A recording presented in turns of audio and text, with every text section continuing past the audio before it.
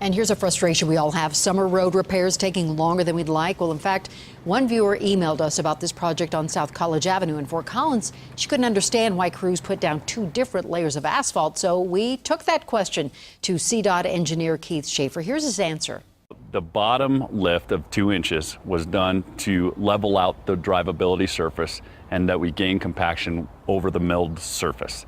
Then the top 1 inch is called the top mat, and that creates the full rideability, drivability, smoothness of the roadway.